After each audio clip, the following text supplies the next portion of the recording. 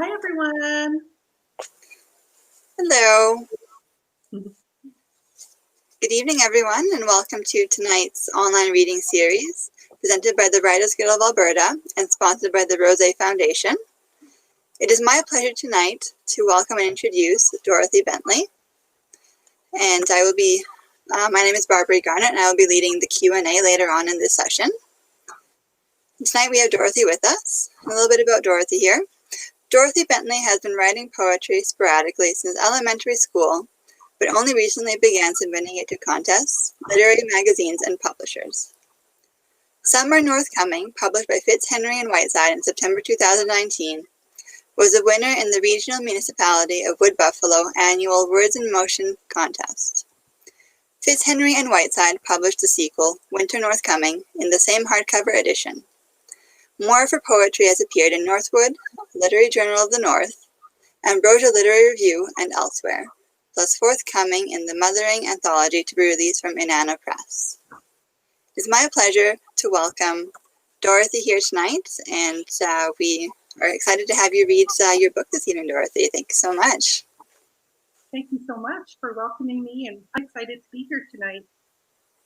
I've already showed you some shots of this lovely book. It's, of course, been an ambition of mine ever since It's my pleasure to welcome Dorothy here.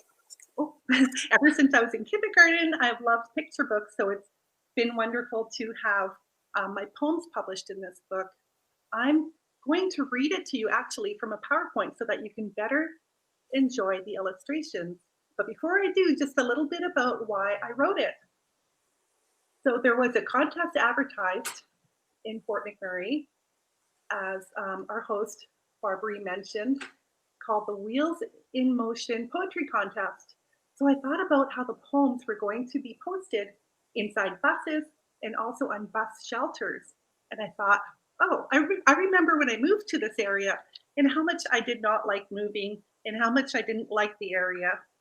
And so I imagined what it was like to stand at those bus shelters in 20 below weather and look forward to springtime. And I thought, what are all the fun things that people could do in Fort McMurray?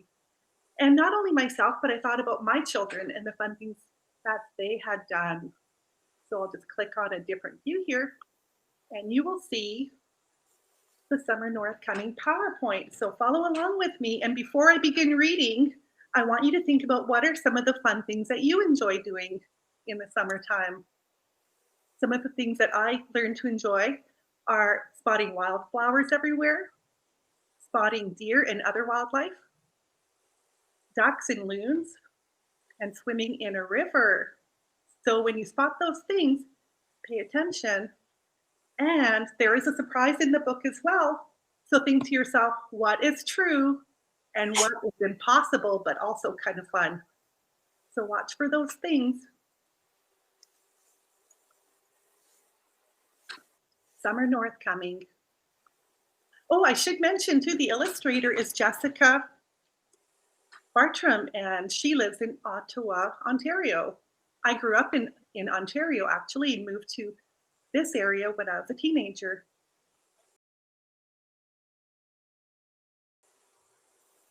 So that's the end of Summer Northcoming, but Winter Northcoming is coming up next. But before I read that part, I just wanted to tell you a couple of things. And that is that I actually didn't even own a parka till I moved to Northern Alberta. So I think this is a real parka that is super warm and about -30. But if you have a toque or a scarf handy, you might want to put that on now because it's going to get very cold in the north. And there's a cool structure that I'd never been inside when I was young, but with my kids growing up, I let them build this cool shelter outside. It's called a Quincy. I'd never heard of it before I moved here. And I actually let my kids have a little candle inside, and it warmed it up for them. So think about that as I read the winter part. Also, again, look for things that are true and things that are fictitious. And think about what fun things you like to do in the wintertime. I'd love it if some of you sent me pictures. drawings of things that you like to do outside.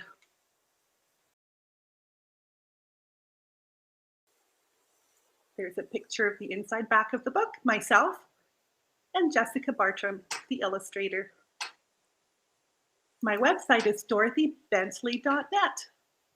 Be sure and stop by my website and find my email address there so you can email your pictures to me. I'd love to hear from you. Also, think about questions that you would like to ask me. I'm going to flip back to the other view now so we can have a chat.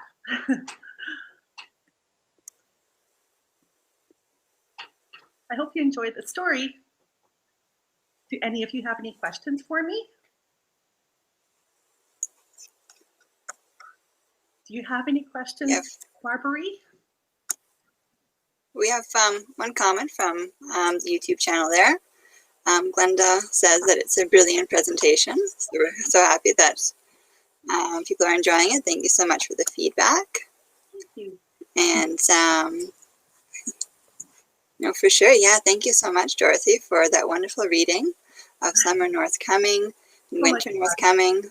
It's yeah, and for explaining what a quinzy is. That was really fun to learn that. Oh, I forgot to show you something too. Something I didn't have before I moved up north is a pair of moccasins. My son actually bought me these, and as you can see, they have some pretty beading on them. So apparently, the different beading means the different tribes of people who live up in the north. So I just thought I'd mention that. The story mentions mucklucks, which are more the knee-high type boots, which I also owned, but I wore them so much that I wore them out. And they are the best thing to wear when it is very cold outside. Also, if you like writing poetry, feel free to write little poems and send them to me as well. No, that's great. Yeah. Thanks so much for inviting readers and writers to send your emails. That's a great way to connect for sure. Mm-hmm.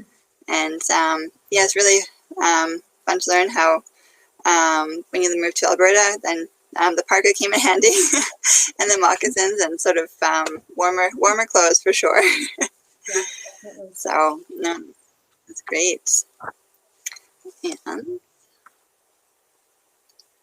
wonderful. So we do have a question here from Glenda. She is asking, how did you get started? Well, how did I get started writing? Well, as I mentioned before, when I was actually in kindergarten, I remember sitting on the floor in the school library, just looking at picture book after picture book, and just loving what I saw. And I think just following the assignments in school, but also always having a journal or a notebook. So you might see behind me right here, I have a stack of journals. A few of them. So I like to, it's funny, I don't have two that are alike. And I actually wrote Summer North Coming in the blue one. Stories matter. And yeah, so I think always having paper to write on, always having a notebook and journals around. Ever since I was a little kid, I used to like to have my own paper and notebook and journals and just jot down thoughts and impressions. But as was mentioned in the introduction, it was only recently that I began submitting my work. It does take some bravery when you write, kind of put it out there and have other people read your work. I remember it was quite an emotional journey for myself when I took a creative writing class at a local college. And that really helped to bolster my confidence because it gave me an opportunity to read my work out loud. Also, joining writers groups is another great way to kind of get a start because a good group will have people in it who are further along the journey than you and also people that you can help along the way. So it works out great for everyone that way. As far as being published, I found the best way, well, I said that I didn't start sending in my work until recently, but I guess I wasn't really considering the writing I had done in high school. I did have a couple little things published in the high school newspaper. And then I approached the local newspaper in Fort McMurray, and they published quite a lot of nonfiction, but just like personal columns. And I used to go around and interview people. And that was great fun, because one of the things I did actually was interview a person with a dog sled. And so that turned up in the book, as well as it's mentioned just briefly, but on the dog sled, the people go to check a track. So that was one of the things I did as a freelance writer. And as a result, I have this beaver pelt. So that was kind of a neat experience. And we actually were friends with the trapper for some time until he moved away. So that's something that still happens in the north. No, that's wonderful. That was quite a quite a segue from how did you get started. I think if you like to write, you will just write. And then, interestingly, I didn't know that this poem would, or these poems, well, I didn't know the first poem would become a children's book. I just wrote it, and I didn't even gear it towards children. It just kind of came out sounding that way. And after it was one of the winners of the contest, I thought, this might make a good kids book. So actually I sent it to 3 publishers, and the first 2 rejected it, and the third one phoned me. But it took 9 months for that call, but also many years of not having a picture book. So yeah, it's a pretty cool experience. I like to tell people that it's like winning the lottery, but without money. So I'm not sure. So it's not really something people get into to get rich. I think writing poetry especially, we do it because we love it, and it's a form of expression. No, that's wonderful. Thanks so much for sharing about that.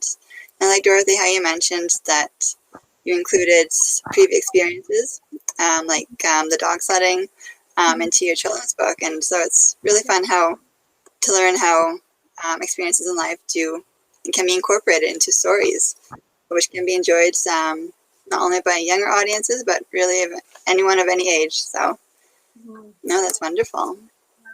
And yeah, I guess I know you mentioned a little bit that you did some writing in high school. Did you like books and drawing when you were a kid? Oh, yeah. Yeah, definitely. I actually love to draw, and I did mention the fact that as a writer, I needed to have an abundance of paper around. So oftentimes, if I didn't have enough paper around, I would try to find old magazines or old books or anything that had just a clear page that I could use.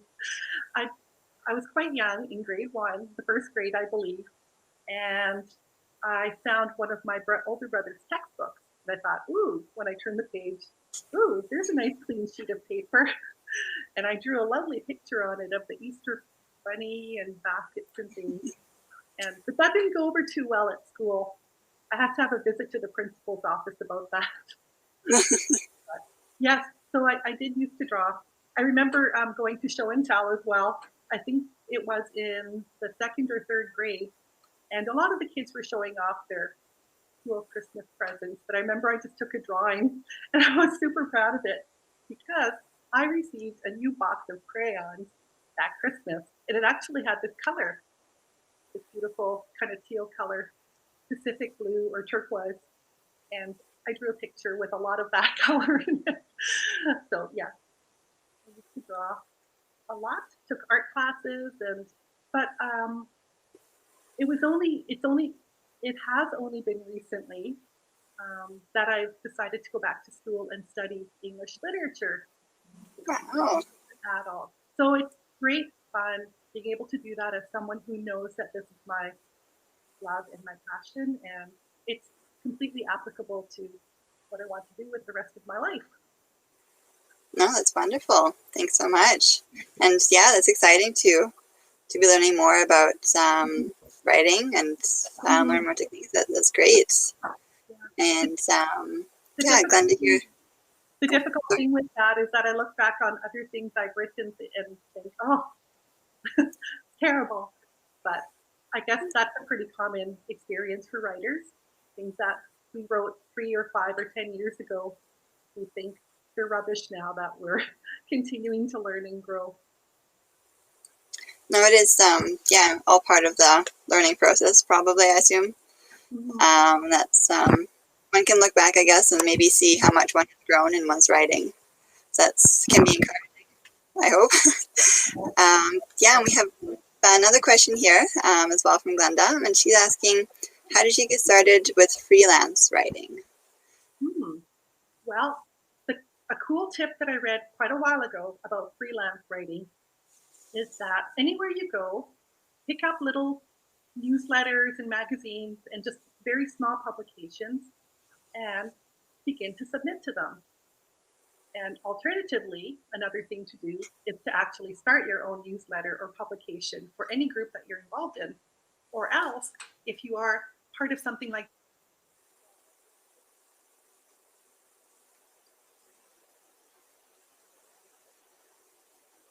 You might have a brief pause there.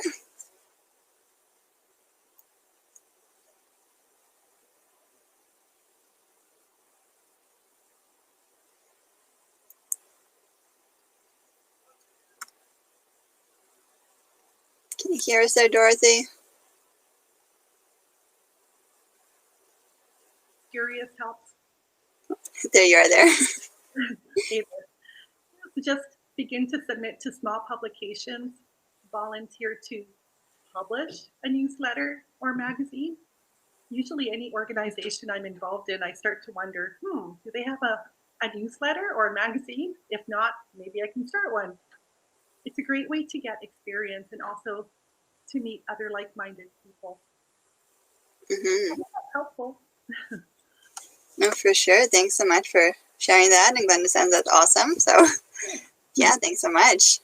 And I guess last one more question here. Kind of, what did you like to read as a child? Pretty much anything I got my hands on, to be honest. I was very fortunate to have a mother who loved to read and who took me to the library, if not every Saturday. I spent many Saturdays at the library with my mother, and she let me take home armloads of books. And then as I started going to school and then grew too old to go with my mother, I guess, I recall many summers when my sisters and I would go to the library together and also borrow armloads of books. I think we had reading competitions in the summer. Often we would all read a book a day, which sounds awful. But in between, we were forced to weed the garden and go for lots of road trips around Southern Ontario with my dad. And yeah, so lots of reading. What did I like to read? Of course, I remember Beverly Cleary very clearly. The Ramona, the Pest, and that whole line. I remember Mr. Muggs from reading phonics. The crazy thing is I don't remember a lot of the stuff I read other than Ramona. That was just, yeah. And trying to remember, a pivotal book, of course, was Are You There, God? It's Me, Margaret. That was, passed around girl to girl at the Catholic school I attended in Southern Ontario. Basically, I fortunately had a lot of freedom to read whatever I wanted to read, so whatever caught my fancy. A lot of fiction, a lot of novels.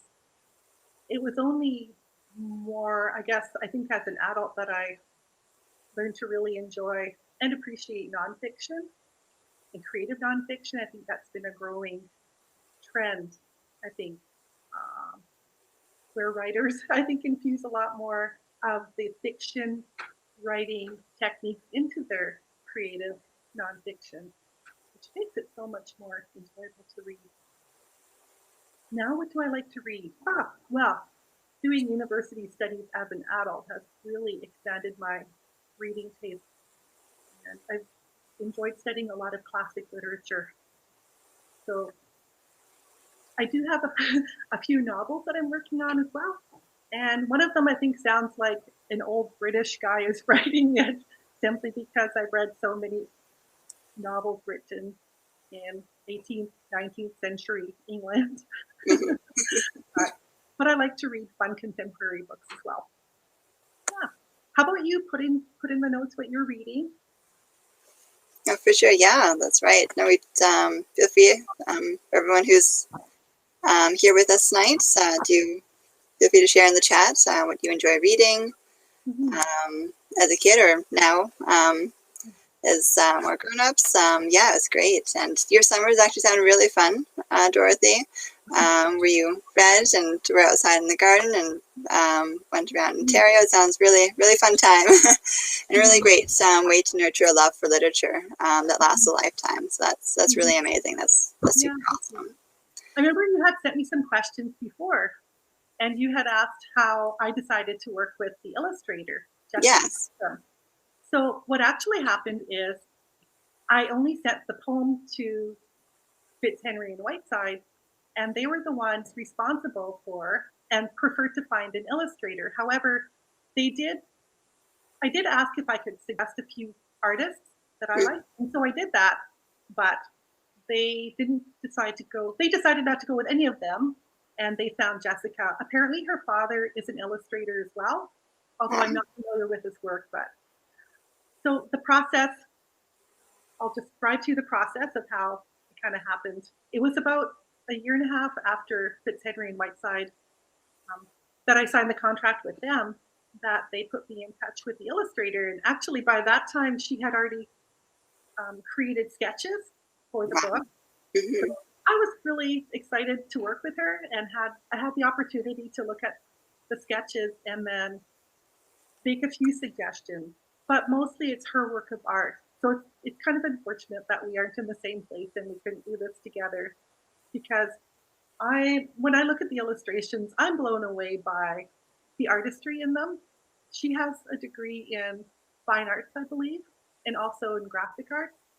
Or sorry, maybe graphic arts and literature, but they're all paintings in the book. So each one is a work of art. And I sent her heaps and heaps of photographs of the area, of my family and people that we know, and just like vegetation and animals, types of trees, themes at the river, all kinds of things. And she put a lot of the things I sent her into the illustration. So that was a really neat process.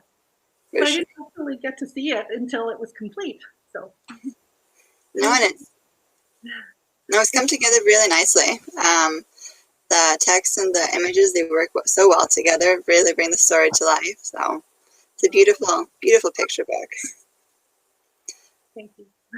For sure, yeah. And Glenda is just sharing that she likes reading mysteries. Oh, that's cool. Good. Actually, I'm not very good at writing them, but I have enjoyed reading them and watching them in shows as well. No, for sure. That's great. Yeah. Awesome. I guess, yeah. So you mentioned that you grew up in Ontario and now you live in Alberta. I'm wondering, how has living in two provinces, Ontario and now Alberta, influenced and given inspiration for what you write? I think because I grew up somewhere else and came here, even though I hated it at first, I did grow to love it. And I think that took kind of slowing down. I noticed when I lived in Ontario, I was much more of a city girl because I lived sort of Hamilton, Stony Creek area, and we traveled a fair bit, but it was mostly city to city. We did some camping and stuff like that in between, but generally I was more of a city girl, I would say, in Ontario. But moving here, it wasn't a city when I moved here over 30 years ago. And there's just the nature around the area, trees and the sky and everything is just so much more imposing. It almost imposes itself upon you. And I think something that I've talked about with other people as well is that if you're always fighting nature, then you can never enjoy it or appreciate it. But I found that learning how to kind of work with nature and, dress properly so you can get outside and ski and enjoy things in the winter just really helped me to appreciate and enjoy the area much more. No, that's wonderful. That's awesome. Yeah, nature definitely something that can inspire writing. And it's featured really well in your stories. That's wonderful. And Glenda here is sharing that you have really beautiful combination of poems and illustrations. So I know it's beautiful work for sure. And I guess it kind of leads to the next question. Do you have a favorite time and place to write, or a routine for writing? Oh, well, it's very interesting that you asked me that.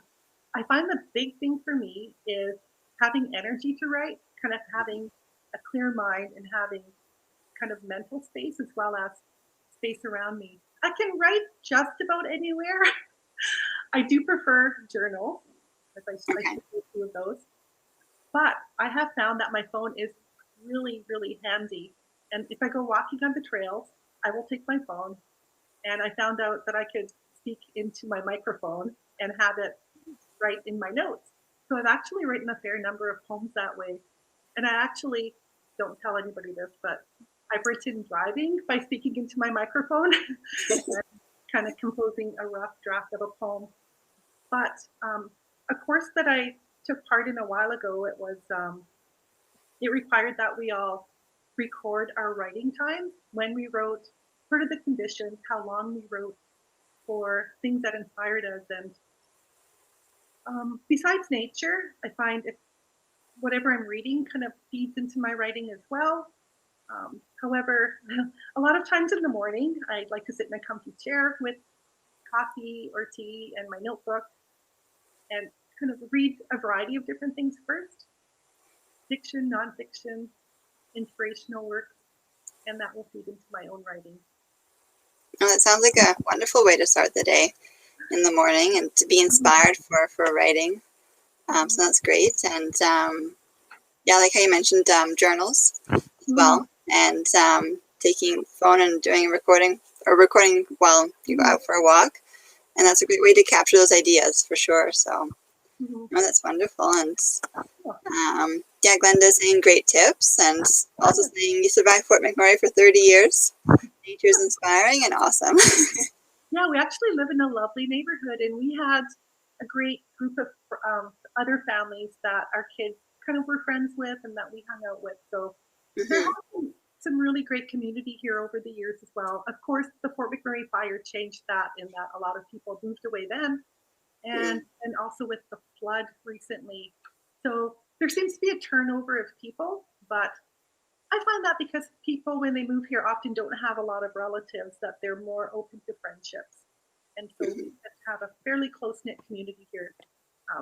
Yeah, after the wildfire, or during the wildfire, my husband and I actually found a place down south, just outside of Calgary, close to Okotoks. So that's our spot where we kind of go back and forth. So I say that I'm from Alberta now, not Fort McMurray necessarily. We divide our time between the Calgary area and Fort McMurray, although I am here in Fort Mac right now. No, that's wonderful. Alberta is a beautiful province, so no, that's wonderful. Awesome.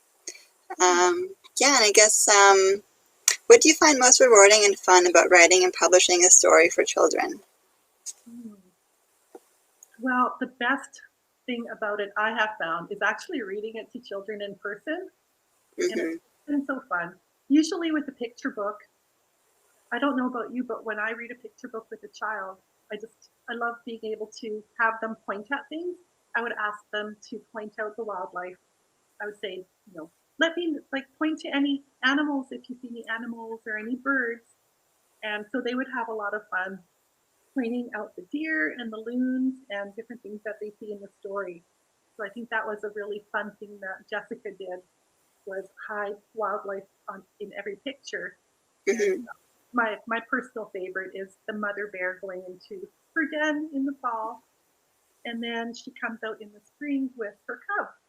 So that's a fun thing for kids to discover. So I think the interaction with kids is a huge part of enjoying reading picture books. And I had a great time, of course, reading out loud to my kids as they were growing up. And some of the funnest books that I remember reading to them are ones like Janberry. I don't know if you're familiar with that one, but it's a really fun rhyming one that doesn't have characters in it. The same as mine. I read a review of my book that said it doesn't have any named characters, but actually some of our favorite books didn't have them either, like Goodnight Moon and Runaway Bunny and Janberry. Those are three that stand out in my mind that I think I read about 1 million times. Yeah. No, that's fun. Yeah, reading to children can be very rewarding, and it's fun to see what they notice and point to. I'm sure it's been a good way for you to kind of see what what they respond to and what what they find interesting. So definitely. Yeah, this one is awesome. Yeah, I love also working with children to write stories, to write poetry. So yeah, I enjoy doing school visits and readings in public places, libraries and stores. So that's a lot of fun to do as well. No, that's fantastic. That's great. So, I guess, were there any challenges you encountered in the process of writing and publishing Summer Northcoming, Winter Northcoming, and how did you overcome them? That's a good question. I think the most difficult thing for me was just to be patient, because as a writer who sends things away, it's just a really strange feeling to have things kind of out there. It's almost like looking for homes for things that you love. Yes. Yeah, so I have a lot of things out there kind of floating around or making their rounds to publishers, and a lot of times I receive rejection letters. So that is actually super challenging too. This book was rejected by Red Deer Press, and then it was Sharon Fitzhenry who phoned me from Fitzhenry and Whiteside. And it just turned out that the children's book editor was actually on holidays, and Sharon Fitzhenry, the owner of the company, happened to be reading through the slush pile. So I don't know if it would have been published if the book editor had read it, because I don't know her, I don't know her taste or anything. But fortunately Sharon read it and liked it. So I think that a huge challenge is just to find a home, to find a publisher who likes your work, and then waiting for it to be published. Because in 20, I'm like, what year was it? What year was the wildfire? I think it was 2015, or was it 2016? Yeah, see, it takes years, literally. 9 months before I had the first phone call, and then several years afterwards before it was actually in print. So yeah, it's a huge waiting game, but so worth it. No, for sure. No, we do a lot of it. Yeah, no, I was just going to mention that. I like how you mentioned that it's like finding just the right home for the works. And that's very true. And when it finds just the right home, then it's really rewarding too. And you were mentioning a little bit about the time it took. Would you be able to talk a little bit more about that? So you submitted your story in 2016, is that right? And then the illustrations started a little bit later? I submitted it in 2015, I believe, and then I received the phone call in 2016. Okay. And it was published in 2019. September 2019. It took them about 1.5 years to find an illustrator. Okay. That they wanted, so it was quite a process. No, for sure, yeah, but it's a beautiful book, and finding just the right illustrator to bring the story to life is worth the wait. So we're happy to have the beautiful book that you had there is wonderful, and it was beautiful. Awesome. Thanks, Yeah, Glenda is saying that's a score far better for Fitzhenry and Whiteside. Oh, thank you. No, for sure. No, that's wonderful. And is there any? Oh, sorry. I'm so thrilled to work with them, and hopefully they'll pick up some more of my stories. And yeah, I'd love to have more of these babies. Yeah, and it'll be wonderful. Is there anything that came as a surprise or that you did not expect in writing and publishing a children's book? I think in the past, when I try to write for children, it doesn't always come out right. So interestingly, I didn't write this poem for children. Of course, the sequel, Winter Northcoming, came much more easily because it was based completely on the first one as far as organization of the poem and everything. But it surprised me that this poem became a children's book, I think, when I look back over the whole thing, since I didn't set out to write specifically for children. But perhaps there's a lesson in that for me and for others as well.